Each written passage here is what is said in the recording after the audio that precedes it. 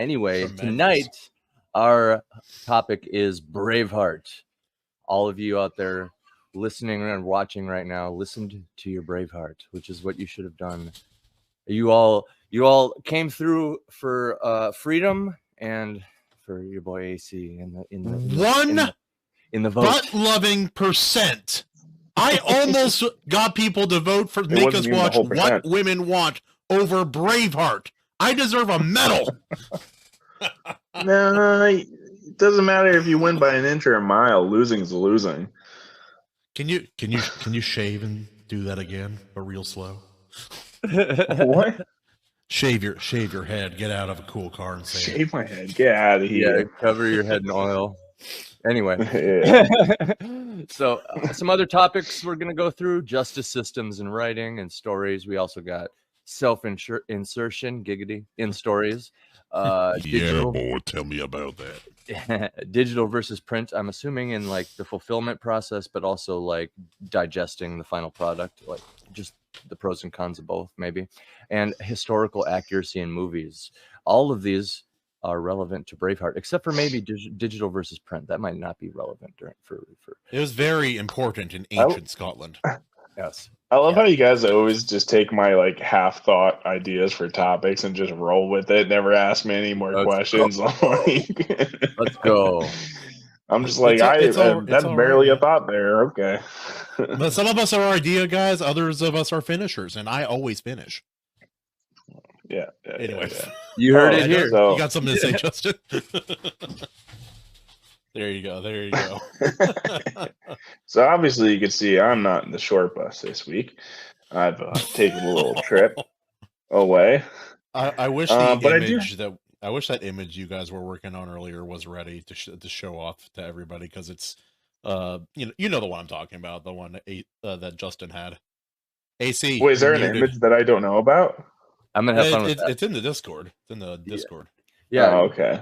I'll tag you in it right now. But like, yeah, it's gonna be awesome. Justin, you're muted. Does he know he's muted? He had no idea. It's new. Dude, I'm sitting here trying to jump in, and a bunch of times I'm like, why are they ignoring me? Honey, no. they're not letting me talk again. I thought it auto unmuted, man. I'm just computers, you know. I'm gonna go back to my abacus. So, guys, this week, so I had to travel, right? Pack my bag, and so typically my wife uses my backpack for work. But yeah, I mean, so we have this thing, right, where sometimes I telework and my chargers are missing. And chargers, because I work in IT, I don't usually have a problem having a charger, but I call my wife to find out where it is, and it's gone. I tend to get upset. Like, I gotta take time off because my battery's gonna die. So when I go on this trip and I go to unpack everything out of this bag, and so I can pack my own stuff in it. 1, 2, 3, 4 chargers in a backpack. 4 chargers in a backpack. Man, for a laptop. You got to take your power back from your wife, man. You can't let her disrespect you that ridiculous. Way. I mean, there was a fifth charger which for a scooter, but like, Jesus Christ. Seabat says just upset. Oh, damn. Yeah. He's like, I'm so mad, I'm going to shave my beard. Watch this. Yeah. That's how it goes. I was like, you don't notice like the weight of the bag? Like, the chargers aren't like that light. I wonder if I can start a new YouTube channel, like Thai ASMR. I feel like that may be misleading, but I'll get a lot of initial clicks. Initial clicks, yeah. Also, hail Tim McKay. Thanks for coming. Mr. Tim McKay, welcome to the Iron Seas. And the hedge, if I did not mention him. Dude, I had my fast charger give up recently for my iPhone. Dude, I'm so upset. I can't, like, it takes so long to charge now, like, with every time I plug in my damn phone. I'm like, how do people live this way? It's not right. No, this is the thing. I work in IT, right? So, like, my wife steals a charger that's not hers and takes it to work. I'm like, all right, fine. I'll just bring another one. And then I'm like, okay, this one's gone now. What's going on? So I go get another charger. My rule used to be that I had... Those chargers were for those 2 laptops. I love tossing Bats' wife's comments up as he's talking, because then it's like the She's audience always giving him shit, and the audience will be reading about him as he's talking. Yeah, it's pretty great. And he can't even pretend like they don't know each other because her name is literally Seabats. Bat's wife. Yeah. Bat wife. So what's everybody been working on? Let's get into that. What's everybody been working on this week? Been reclaiming my chargers. Yes. That's for one.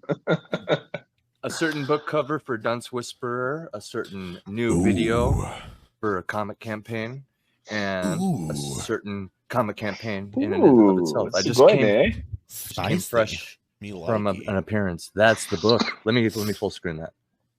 It's not the official cover. It'll be a new cover. It isn't, but check it out. That is a. Well, it's not gonna. Wow, that's dude. That image is so clear. Yeah. Who the hell is Joseph? Right. Joseph? Is that like Justin? Is that like Justin? Yeah. But yeah. That's what I've been up to. A lot of that. Sweet, man. And mowing my lawn for like 12. Yeah, we need to have like a talk. I need to know why. Why? I sent a video. What movie? What part movie is this? Is it the Never Ending Story Part 4? The Never Ending Lawn. Yeah, dude, you're working on that lawn for like 15 hours or something insane, and we got more and more confused. He started like halfway through the day yesterday, and today's like, I'm mowing the lawn. I'm like, what do you mean? Yeah. He's like, guys, I'm reading an audiobook that's like 15 hours. Yeah, I just finished it. I'm still mowing. Yeah, like, I'm still mowing. What is happening that you're mowing? Yeah, are you using scissors? Are you clipping it by hand like some of my Filipina chick I used to date? It was no. He literally finished Brian McCoppin's Record of Paladin. Mowing the lawn one time. Mowing the lawn one time, I finished a 9-hour audiobook. Yeah, it was he was like, dude, it's a jungle. And got to the point where we were all confused why it was all bogged down. He like, you said it's a picture? He was joking. Yeah. So then we get like a 3.5-minute video breakdown of exactly what was going on. It was good stuff. Good behind the scenes action. Yeah. My dog. You guys want to see it? You want to see AC work on his bush? Go check out his next YouTube video. Talk about bushes, that fiery red mane that Mel Gibson had in Braveheart. I did not know where that was going. I was so concerned.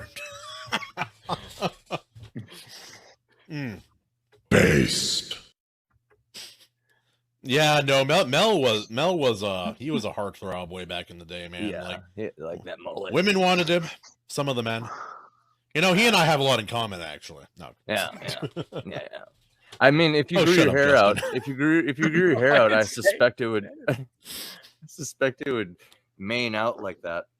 I don't know. I have that feeling. Yeah, if I let it dry out and turn into a base like something just shy of dreadlocks, yeah, it does kind of. Yeah. So speaking of audiobooks too, another thing that we're setting up in the near future, we've all been, some of us going back for the second time, some of us for the first time, jumping into Shad's book, Shadow of the Conqueror. And I think we have an episode coming up here in the near future where we're going to sit down and have a little chit chat. An Iron Seas special, if you will. But that book, yes. In the official review. Lots and lots of Sikhs in that book. Yes, I will be listening and lots asking of shirtless questions men about and spoilers. jokes about dreams involving nude boys. Should we do it shirtless? Just to, Oh, well, Andy, I don't know if I'm comfortable exposing that much of myself online. I'm gonna dye my hair blue just for I feel like it's definitely a weird book to review shirtless. I'm gonna wear 3 shirts just to turtleneck. Turtleneck stream would be funny. I'm gonna wear my prayer beads and get an extra large cross necklace. There we go. My turtleneck is gonna look like a Christmas sweater, but it's gonna be knitted and it's gonna say "not gay." Tim McKay says that's a different Braveheart flashing scene than I remember. I know the exact scene you're talking about. There's proportionally things are a little different, but the setting very similar. No. Yes. That movie, oh man, talk about a historically accurate masterpiece, right? Like down to the prima nocta, to the exact death, the dates, the characterization, everything, man. The age of his companions, everything. It was all there. All of the accuracy. It was all. Yep, I've talked to Redoubt Production, an actual historian. He says most accurate film ever. Wait, That's true. If Talking Redoubt about says historically it, you can't accurate argue with movies. him. Yeah. Hey, can I try out the new catchphrase to get people to press the like button? Yeah, do it. All right. So for everybody in the chat, thanks for being here. Don't forget to pull out your cannon and fire your balls at the like button. Get it. Smash that like button with your balls. That's what we're sticking with. So you guys come up with something better. I like it. Every like, pound him in the every like is one more gold doubloon to keep this mighty vessel afloat. Yeah. Touch that golden like button and say, China. Just do it. Each one of your balls helps the ship float. All right. Let's talk about some Braveheart here. Anyway, now that we're done with all this masculine talk, let's talk about Braveheart. Let's talk about Braveheart, the most historically accurate movie I've ever watched. According to Redoubt, anyway. You know, I had some questions. He's like, nope, most accurate historical represented movie of all time. Seriously, nothing better. This is 0 bridges out of 5 bridges for me. We'll talk, where's the bridge? Actually, we'll talk about that in a second here. Some of the reviews, the critical reception for this movie was not all great. So it was really good early on, but as time went on, people were like, wait a second. Oh, I guess I didn't timestamp when some of these reviews came out, but for those of you that have not seen the movie Braveheart that came out in 1995, it is about William Wallace. He's a Scottish rebel who leads an uprising against the cruel English ruler, Edward Longshanks, who wishes to inherit the crown of Scotland for himself. Now, when he was a young boy, William Wallace's father and brother, along with many others, lost their lives trying to free Scotland. Scotland. Once he loses another of his loved ones, William Wallace begins his long quest to make Scotland free once and for all, along with the assistance of Robert the Bruce. This movie cost $72 million to make, but made a cool $213 million. It is 2 hours and 58 minutes long. I would not cut a single minute from that. I would cut all sorts of it. Anyways, I know I would some cut stuff a lot to of the cut. beginning. Yeah, there's some stuff. IMDb 8.3 out of 10, 85% on Rotten Tomatoes. I always wonder, though, more than 250,000 people reviewed this film on Rotten Tomatoes. That's a little sus in my book.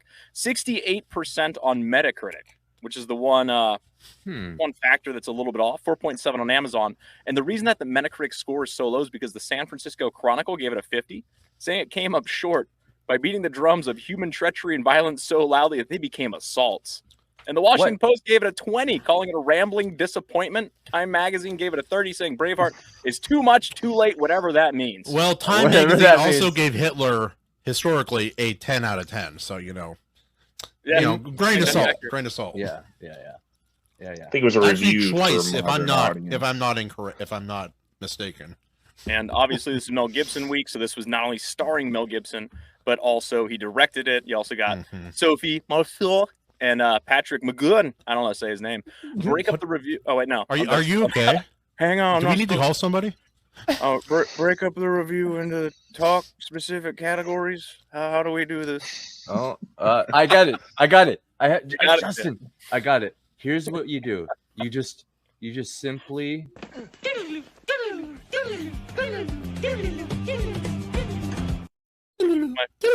Simply starts with simp. So yes. So anyway, first category. Nothing gayer than simping for your wife. Gayness. Dang it, Kahuna, you beat me to it. All right. No, I meant. No, how about that love, the romance, right? There's some classic 90s romance going on in this movie. I love it. My wife actually got behind it too.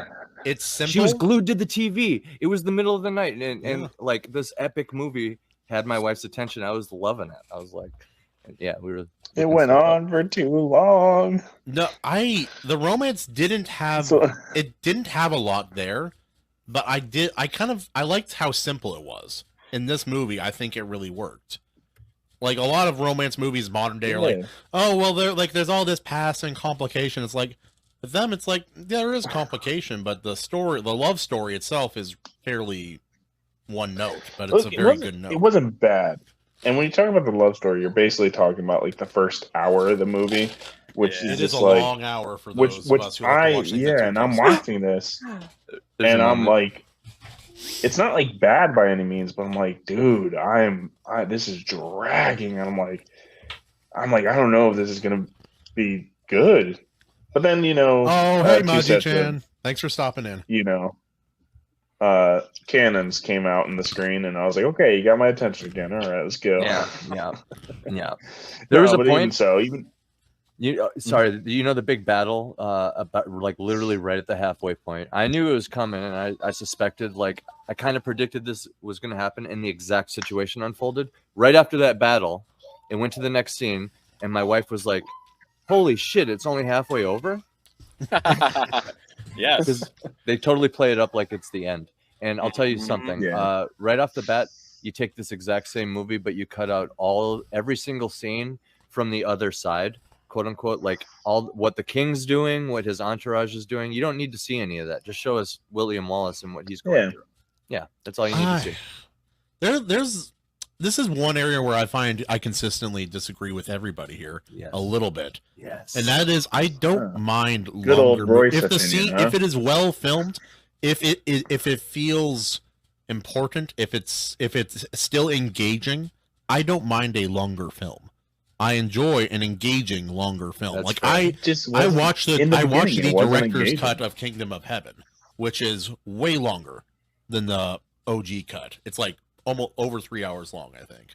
People like the extended editions of Lord of the Rings. Oh yeah, those are great. Yeah, those are great. But I disagree that it was always engaging. Like I said, when the action started, I was kind of sold. Like the action in this was so impactful.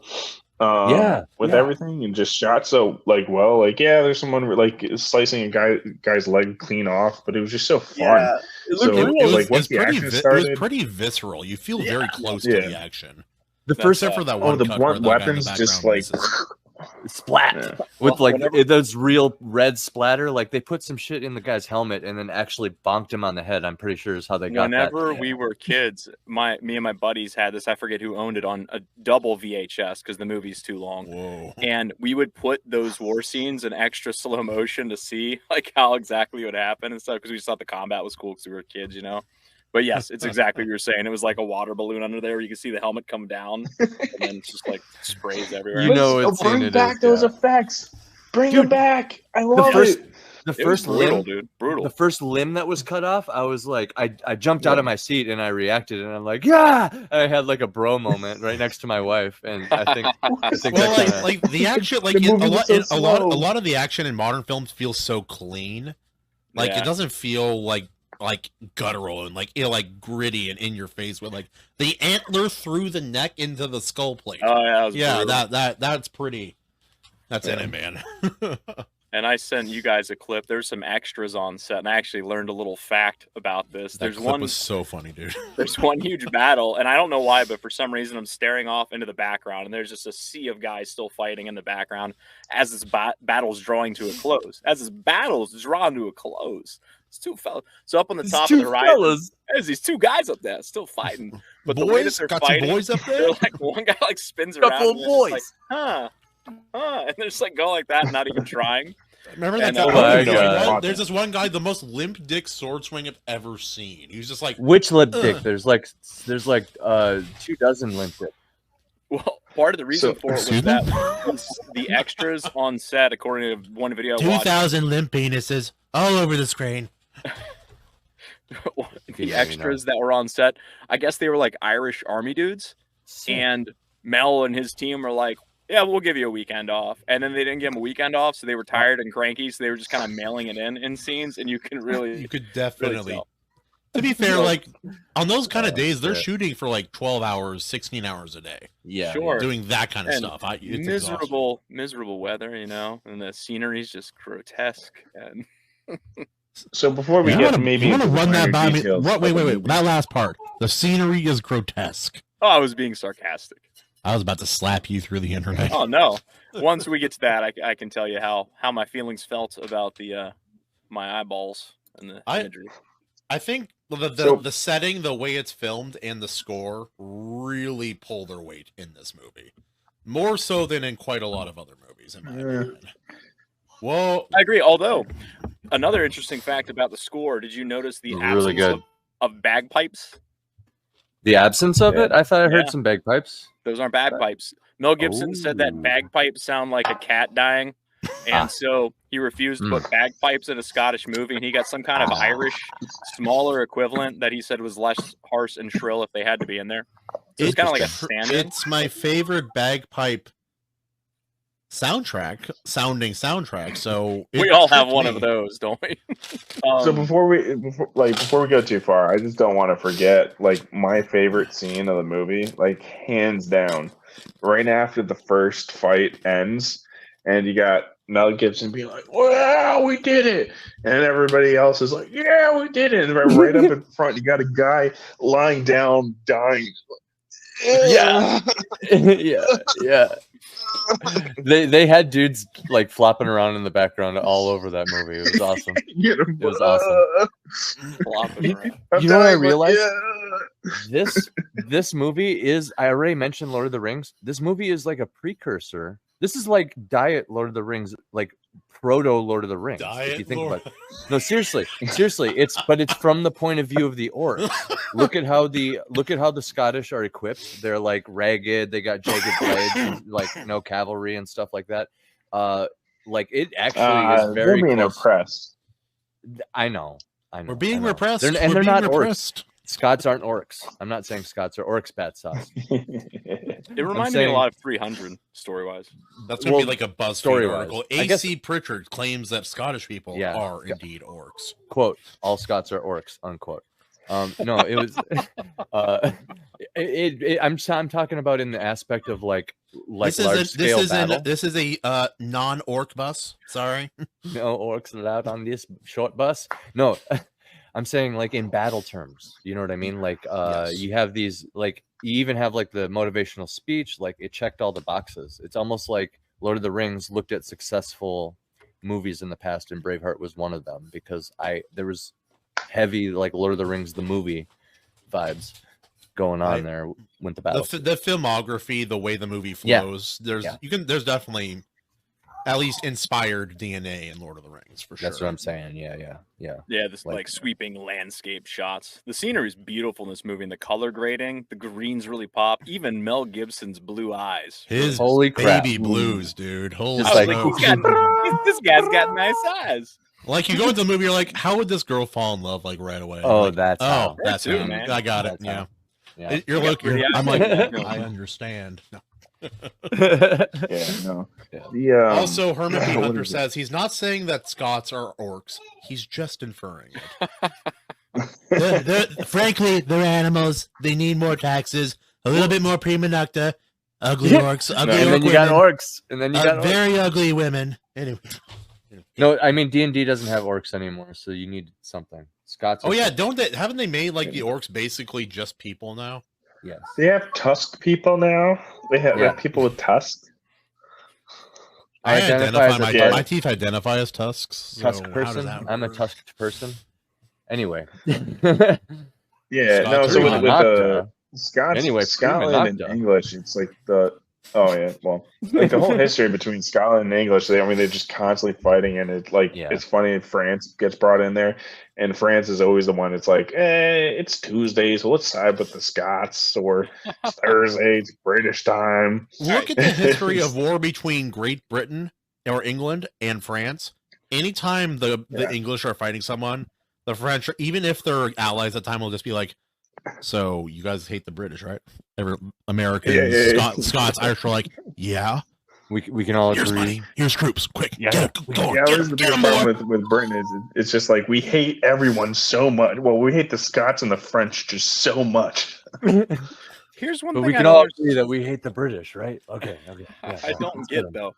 The entire premise of the movie is Scotland is fighting for their freedom against the English, because the English are just basically taking advantage of them and stealing their wives on the nights of their weddings and destroying villages and killing people and doing all this horrible stuff. So the whole movie's about Scotland fighting for their freedom. Freedom! In the UK, the countries in the UK include Scotland, correct? Am I wrong on this? Am I dead wrong? Or are they still not their own thing? They're part of the UK.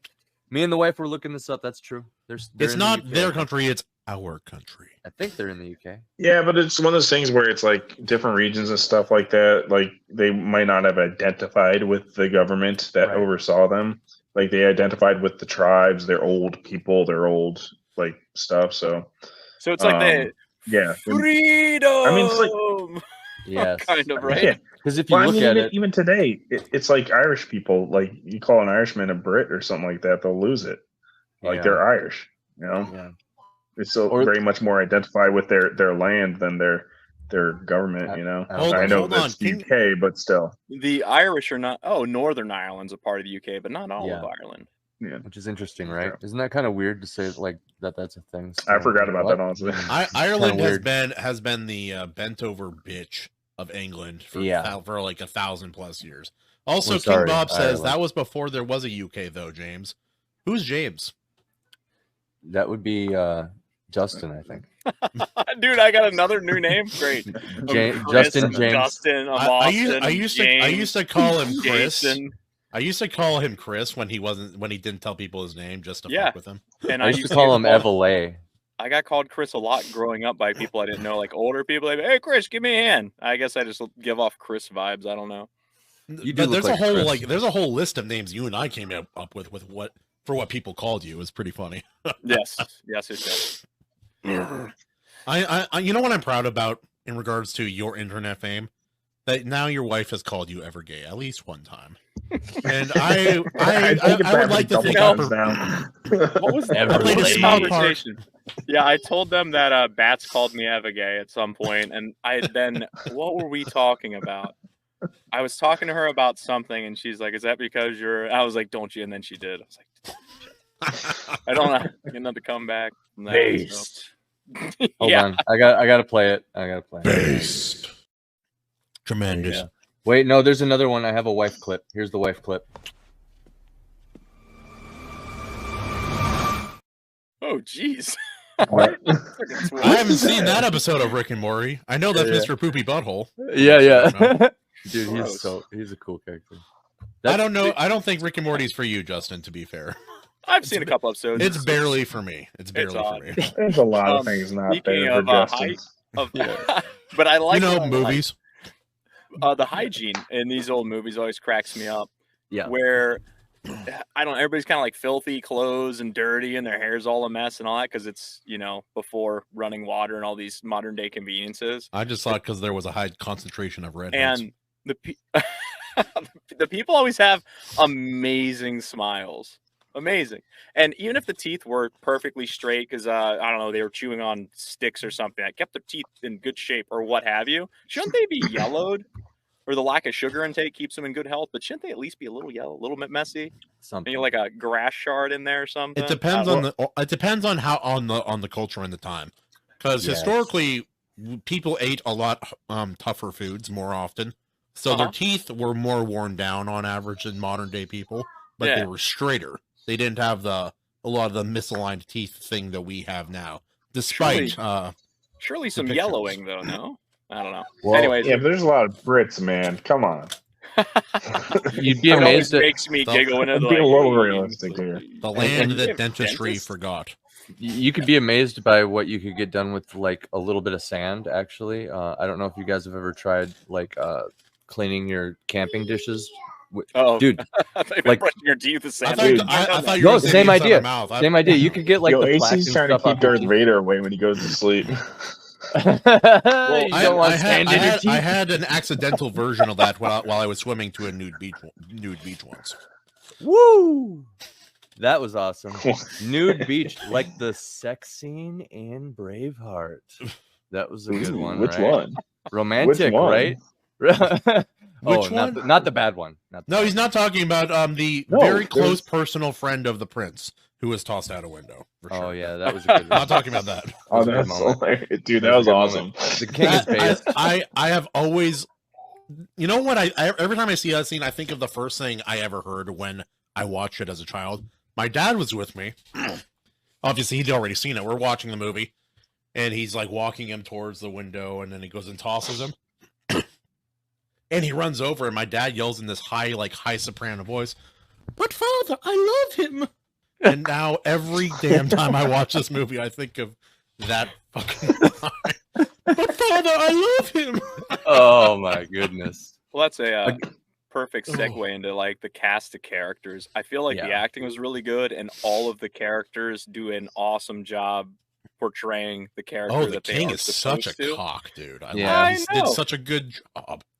And the one dude's dad, and it lends itself to some great scenes. One of my favorites was the relationship between William Wallace, Mel Gibson, and his buddy Hamish, who's like this giant redheaded mountain Viking dude. And even his kids, Hamish, they're friends because they throw rocks. Yeah, they throw rocks. And Hamish just punches him in the face for no reason.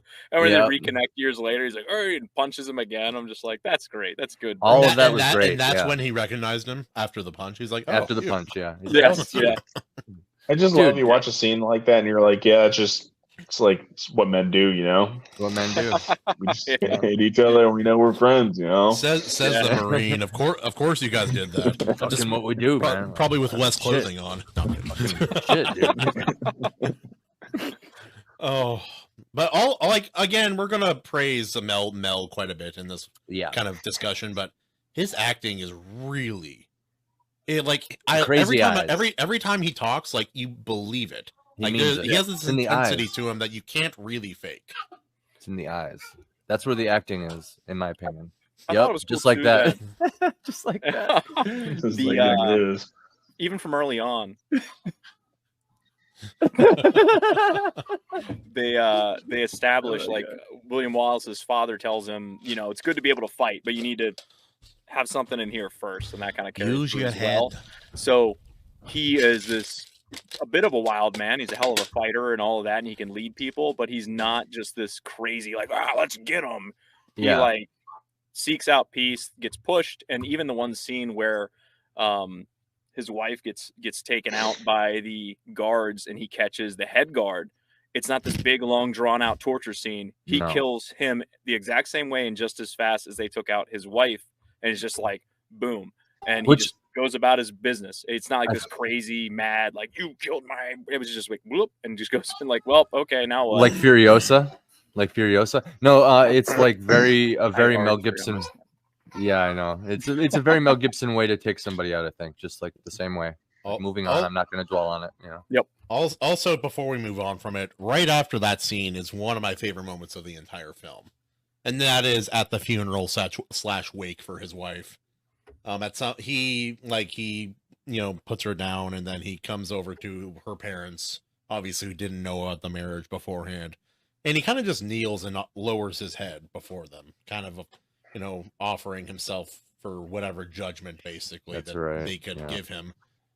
And the body language on him, the acting, the trembling, the music, the score, everything about it's one of my favorite points of the entire film. It's very you see every emotion without a single word. It's really, really good. The father he's so upset, so sad that he's lost his only daughter, but he knows that she was loved before she died, and he can't really blame him and her for eloping the way that they did. I really like that scene. Justin was probably watching it at 2x speed, so he may not even remember it. But I couldn't get my hands on the DVD, so I had to watch it in 1x, but I was playing on my phone while it was on, for what that's worth. I just lost my Gurren Lagann figure. Oops. Oh, no. So yeah, the characters were all really well acted, well cast, and I think, as we kind of alluded to before, the big draw of this movie is there's good relationships and drama and scenes like that, but it's the battles, I think, that really carry the day for this film, as they need to in any kind of big, epic, war-type movie of this style. The action's gotta be really good, and this movie absolutely delivers to the point where... It felt so visceral, so in your face and very close. Yep. My wife didn't want to watch it. She's like, I can't watch the fighting, and it's too brutal. I was like, that's fair. It's pretty intense. It's not as brutal in most films, even of a similar caliber. Yeah, it felt very real in a lot of the scenes. Just, yo, BS, what's up, bro? Yeah, I mean, I have terrible memory, but like there were some baller quotes towards the end. That's all I remember. I remember hearing some quotes being like, "Oh yeah." It was like, that was a section. Actually, I have a section here, and I forgot to actually look up some quotes from it of some of the things. I bet you AC's got a bunch memorized because he had, whenever this won, he was rattling off a whole bunch of the quotes from it that stuck out. There's one about some men never live. Yeah. Not all men die. Not everyone truly lives. Yes, that was it. Yeah, when he's in prison. Yeah, that was a good one. Oh, and his I think it was his father tells him, "Your heart is free." If you would just lead them to freedom, they would follow you. Sorry, I've seen this movie a lot. Your heart is free. Have the courage to follow it. Yeah, that's very early on. It's his dream about his dead father telling him, almost the last little goodbye. Yeah, that's right. All his dreams. Also, I still stand by. I just think some of the beginning needed to be cut up. Take it down at least a 2.5 hour. Well, like they didn't need to show that much of the relationship. Yep, that's where I'm at. It got long in the tooth by the end. Like they really got you into it, and it's like, okay, I get it. They love each other. Like you set this up, like so there can be the emotional payoff. But it's like I don't think having all that extended stuff in there really made her death as more impactful than if they just cut it up more. Some movies. Go ahead. Make your point. Well, I mean, like you take like a movie like Hot Fuzz, like the director does like Hot Fuzz, and he's able to transition things very quickly with flashes of scenes. I'm not saying movies need to be that quick or anything like that, but it just goes to show with some clever editing, you can convey what you need to in a short amount of time. And this turn, they just took way too much time to get the point across. Essentially, I agree. I know you guys agree, and I respectfully, you're dead fucking wrong. Anyway, no, okay. I think they could have shortened it up, but I'll tell you, there are a lot of movies I've seen where things don't work because I don't think you don't get enough time with the characters to actually care about them, and I'd say that happens to me more frequent. That feeling is more frequently in my own experience than I wish they had spent less time with these characters. But to me, it just happens. That's the point. It's that they didn't do it right, because you can do things tight and concise and also get all of that across. I think that whatever you're seeing, it must just not have been done well, unless you really just want to spend time with these people. Like, I like them. Seabat's is based. That's all. No, she just wants me to be wrong. No, I mean, it's just a lot of these movies, these older movies. I mean, I said the same thing with the Western and stuff like that.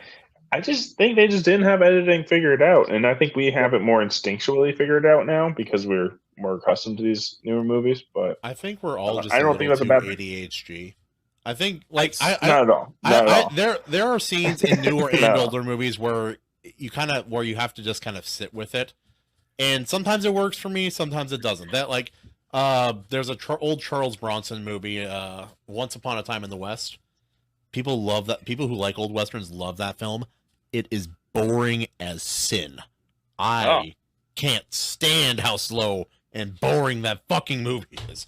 That's a slow film. You want a slow film? Try watching that movie. You watch this train approach, you think something's going to happen because they're lingering. No. You just watch it slowly travel 5 miles per hour for 5 miles. Holy crap. I don't know what you're talking about, but and that's when you throw it in 2x and it's not that bad. You can edit yourself on the fly. You just take Justin, control. If you put that particular scene in 2x, it would still feel 3 times too long. That's what I'm saying. But 10x then. Let's get through it. I guess it's till AC gets back. I mean, decide whether it sinks or floats. think we've reached that time. We can all individually vote. I'm fairly certain we're all about all of our opinions on this one. But that action, the action alone is just a floater, man. That action is like a lot, like even modern movies. Like I'd rather watch this. Like I'd rather watch this type of action than like even the good Marvel movies action. Oh yeah, for sure. It feels more real. It's not all CGI and silliness. They have gobs of extras and they're on location. You really do feel it in these kind of films. Like all those films like where half of or majority of it is just blue screen. Oh yeah. It's just like you can even my wife was watching Dungeons and Dragons, and there was some scenes in that where I'm just like, this green screening is awful. I'm watching these people run down a green hallway with pretending monsters are there. Yep. And you could really tell. That's even another reason that we talked about before. I saw it out of the corner of my eye. It seemed fine. Seemed fine. Seemed like if I was penning it, I was like, I could fix that, this, and that'd be an amazing movie, and people would still be talking about how great it is, and there'd be sequels coming down the pipe instead of them not. Top Gun Maverick, that one was also very practical effects, and whenever you're watching that movie in the theaters, I was waiting for a bad opinion. I was about to get so mad. Jets flying on screen, like actual jets, you're like, this is awesome. And you can't recreate that with CGI battles and all of that. Also, you were talking about people are too ADD with movies. I do think so.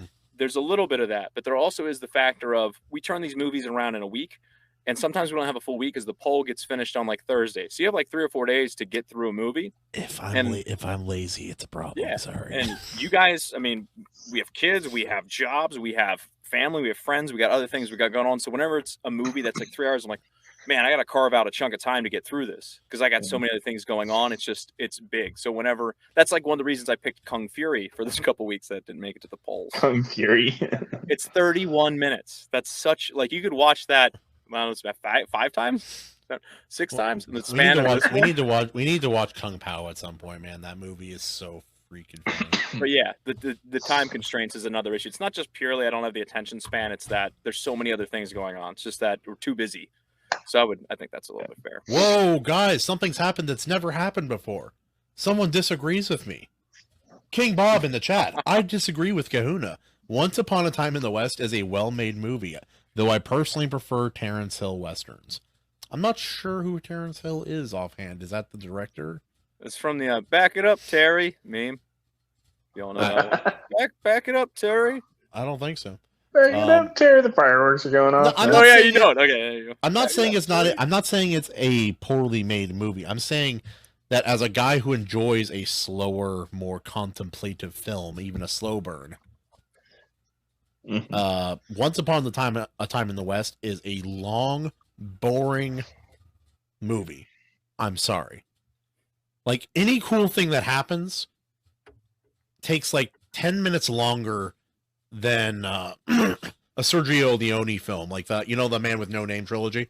You know how like some of those 10 scenes are like 5 minutes long. Any equivalent scene like that in Once Upon a Time in the West is even longer and less tense, and without that good musical score. All right, AC, back to the movie. We decided floats. Go quick. Woo woo! We got a floater in his.